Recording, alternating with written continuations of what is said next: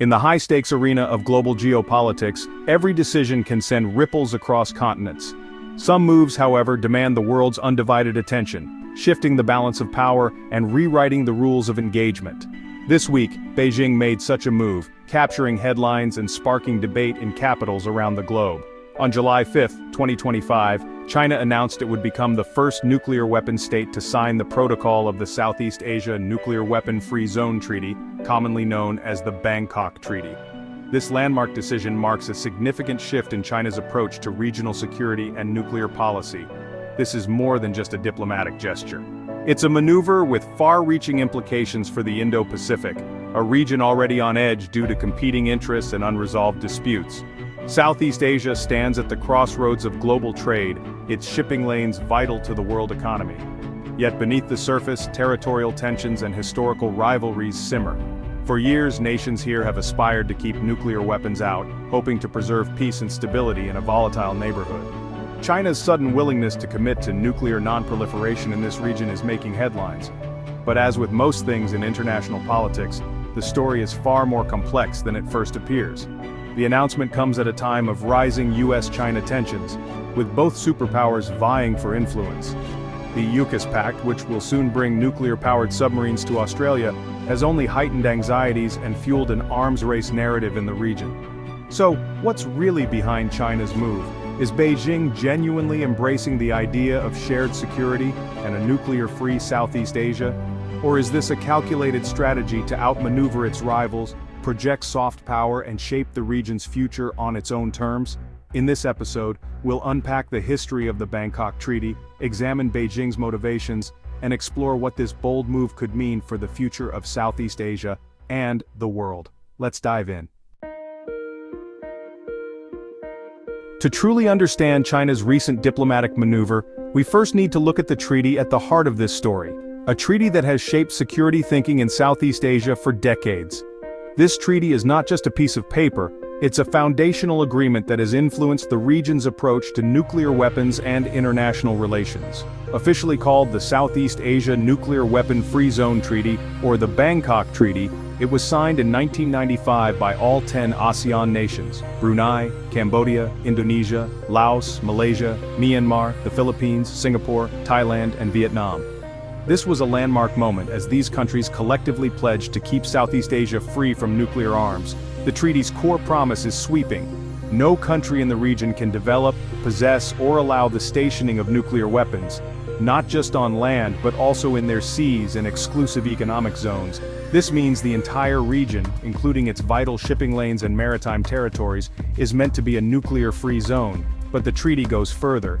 Its protocol invites the world's 5 recognized nuclear powers, China, France, and Russia, as well as the United Kingdom and the United States, to formally commit to respecting the zone. This means they would legally promise not to use or threaten to use nuclear weapons against any ASEAN state and not to deploy such weapons in the region. Yet, for nearly 30 years, none of these nuclear powers have signed the protocol. The main reason? Concerns about how the treaty defines the region's territory, especially its broad coverage of seas and exclusive economic zones, which could impact freedom of navigation and military operations. Western nuclear powers in particular worry that agreeing to the treaty could restrict their military movement through some of the world's busiest and most strategic waters, like the South China Sea and the Malacca Strait. This deadlock has persisted for decades, making China's sudden willingness to sign the protocol a major diplomatic development. It signals a potential shift in the region's security landscape and raises questions about China's intentions. If China follows through and signs, it would break a decades-long impasse, setting a precedent and possibly pressuring other nuclear powers to reconsider their positions.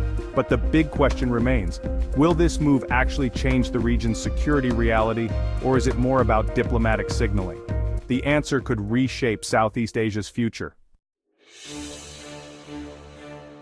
China's readiness to sign ASEAN agreements isn't new in words.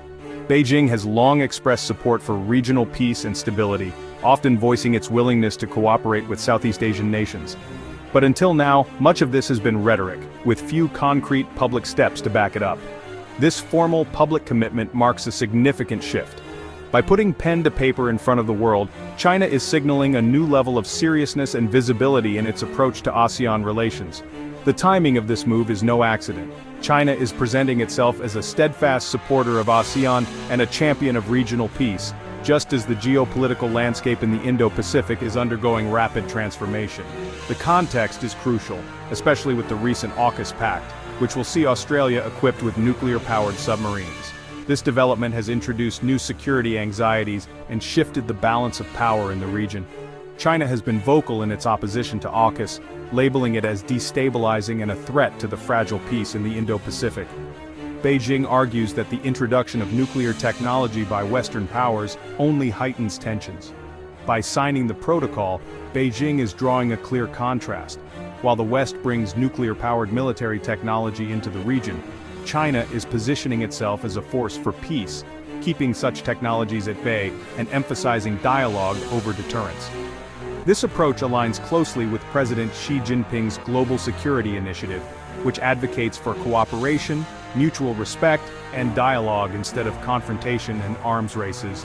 By championing ASEAN's treaty, China is working to position itself as a reliable partner, not a looming threat, directly challenging the influence of the United States and its allies in Southeast Asia. However, ASEAN itself faces internal divisions and struggles to present a united front on issues related to China, with member states holding differing views and priorities. Beijing's latest move can be seen as a diplomatic charm offensive, an effort to win over skeptical neighbors, build goodwill, and ease anxieties about its intentions in the region. The message China wants to send is clear. It seeks to be recognized as Southeast Asia's primary partner for peace, development, and stability, offering an alternative to Western-led security arrangements. But is it really that simple? Beneath the surface, questions remain about China's true intentions and whether its actions will match its words in the long run. China's move is a strategic gambit for regional influence. It puts the US in a bind sign and risk military flexibility or refuse and look like an obstacle to peace. By aligning with ASEAN's nuclear-free vision, China gains diplomatic capital and presents itself as the superpower that gets Southeast Asia. This could pressure ASEAN states to limit security ties with the US, complicating military cooperation. It's a soft power play, shaping the region's security architecture without confrontation. China seeks the moral high ground, deflecting criticism of its own military buildup.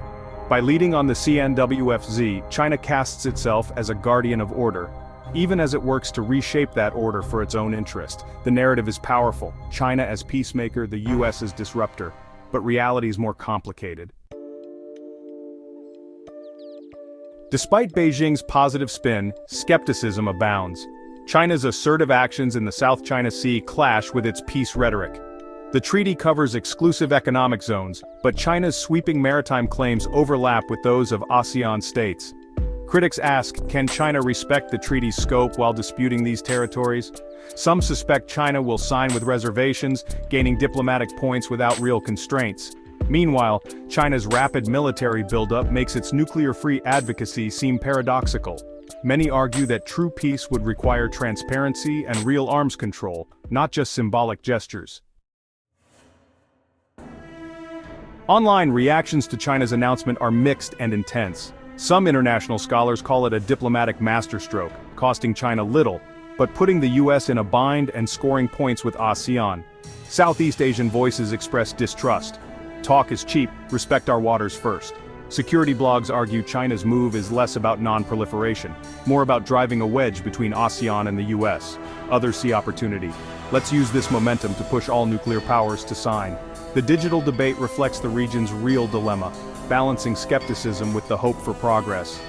For ASEAN, the challenge is to turn China's move into leverage for its own agenda.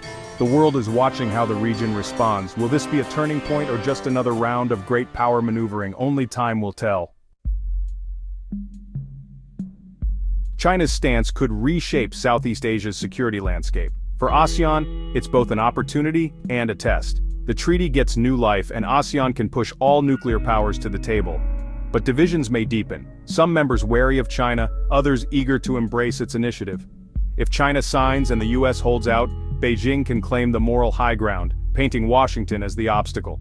This pressures US-led alliances like AUKUS and the Quad, isolating the US diplomatically.